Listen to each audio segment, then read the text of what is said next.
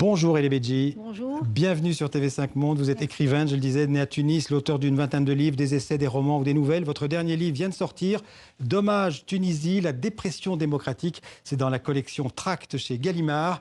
Vous êtes la première femme tunisienne à avoir obtenu l'agrégation de lettres modernes et vous avez fondé en 98, je pense, le Collège international de Tunis, qui était un espace de débat et de libre parole sous la dictature Ben Ali. Alors le 13 octobre dernier, Kais Saied, un austère juriste pratiquement inconnu, spécialiste de droit constitutionnel, est élu président de la République tunisienne avec plus de 70% des voix.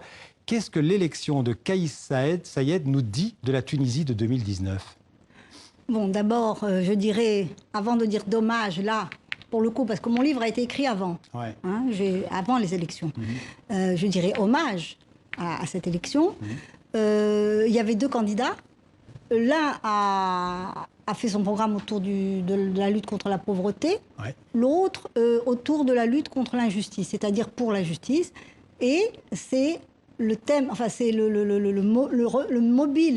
motif de justice qu'il a emporté, c'est-à-dire qu'en fait, les Tunisiens ont préféré le désir moral de justice au désir matériel de prospérité. Mais ça ne veut pas dire que maintenant, les conditions de la prospérité ne doivent pas être posées de manière radicale. Justement, vous diriez qu'aujourd'hui, le principal clivage dans la société tunisienne, ce n'est plus le clivage religieux entre laïcité et religion, justement, c'est plutôt le clivage socio-économique entre ceux qui possèdent et ceux qui n'ont rien. Non, ce clivage a toujours existé, parce que la révolution, au départ, c'était ça. Mais évidemment, ce que fait la singularité de l'exemplarité tunisienne, c'est qu'avec avec la révolution, forcément, toutes les libertés ont été ouvertes, c'est-à-dire qu'il n'y avait plus aucune espèce de censure. Et donc les revendications sociales. Les revendications sociales, mais aussi les revendications identitaires. C'est ce que je dis toujours. La liberté peut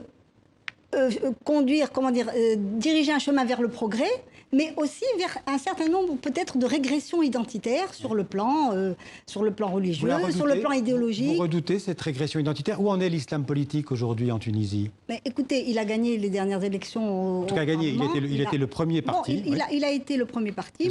Même moins d'un quart des voix, hein. Oui, mais bon, le système est ainsi fait qu'il va gouverner. Et moi, je serais pour qu'il gouverne à 100%, c'est-à-dire qu'il ne crée pas une coalition, contrairement à 2014, où il fallait le compromis historique pour des tas de raisons. Donc un gouvernement minoritaire, extrêmement minoritaire. Oui, peut-être, mais de toute façon, majoritaire sur le plan symbolique, puisque c'est quand même eux qui doivent constituer maintenant un gouvernement pour justement être mise à l'épreuve. Et je crois que ce qui est important, c'est que quand, si vous voulez, la religion se met à gouverner, elle se profane en quelque sorte. Et elle devient, elle peut se disqualifier et ses représentants ne sont plus sacrés et ça devient un parti banal comme les autres. Elle peut aussi se dissoudre dans la démocratie d'une certaine manière. Bon, je ne sais pas, se dissoudre. Vous dites qu'elle devient profane. Oui, mais ça dit non, c'est-à-dire qu'elle ne constitue plus, comment dire, il n'y a plus d'interdit à la critique. Il n'y a plus d'interdit à critiquer un parti religieux. Et je pense que c'est une bonne chose, d'une certaine manière, parce que ça se banalise. L'islam politique se banalise. Où en est la démocratie en Tunisie 8 ans après la Révolution? Vous parlez de dépression démocratique. Bon, alors là, c'est un peu le titre, si vous voulez, de mon livre. C'est dommage. C'est un titre fort. Si vous voulez, oui, d'abord, dommage, parce que vous savez, dès le départ de la Révolution, on a eu des assassinats politiques. C'était un premier dommage. Donc ça a créé une première dépression. Hein, nous avons eu. Et puis ensuite, nous avons continué comment dire. On a constaté qu'en fait, le développement de la classe politique, si vous voulez, n'était plus véritablement en phase avec ce qu'on appelle la participation populaire. Et donc, il y a eu une déconnexion entre la caste. Il s'est créé une caste, en quelque sorte, du pouvoir, qui était un peu regardée comme une classe de privilégiés, qui était entrée peut-être inévitablement dans des luttes politiciennes. Ce qui veut dire que les Tunisiens ne se reconnaissent plus dans cette caste? Mais non, puisqu'ils ont voté contre, ils ont voté pour un président atypique qui ne sort pas, qui n'est pas un professionnel de la politique. Qu'est-ce que vous attendez de ce président? Mais écoutez, d'abord, vous savez, il a un programme symbolique. Hein, il a un programme symbolique, il a fait un discours.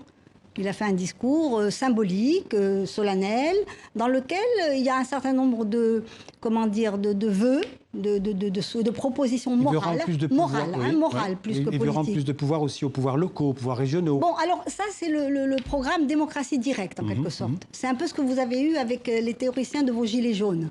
C'est-à-dire plus proche, c'est-à-dire venant d'en bas et pouvant être en quelque sorte remise en question. C'est-à-dire que si vous les élisez quelqu'un, vous pouvez lui retirer votre vote si vous considérez qu'il n'a pas accompli ses promesses. Bon, je pense que c'est encore au stade théorique, parce que c'est un professeur de droit. Donc, je pense que on verra. Je ne sais pas pour le moment. Et de toute façon, je n'aime pas spéculer. Oui. Une dernière question. Est-ce que vous êtes optimiste pour l'avenir de votre pays ? Écoutez, l'optimisme, en tout cas, je pense qu'il faut continuer à résister à tout ce qui pourrait faire dévier, surtout la liberté de penser et la liberté d'expression. Qui est menacée d'abord par l'islam, selon vous ? Pas forcément. Par exemple, quelque chose qui me décevrait, c'est ce qui d'ailleurs déjà un dommage, que l'égalité entre garçons et filles ne soit pas votée. Et malheureusement, bon, ça c'est le point un peu obscur, le président s'est prononcé contre. Non, il est clair. Il est clair, oui, ça peut évoluer aussi. Ça, tout évolue. Okay. Tout peut évoluer. Malheureusement, merci Elie Beedjil. Dommage Tunisie, la dépression démocratique. Gallimard, merci beaucoup. Merci à vous d'être venu en parler.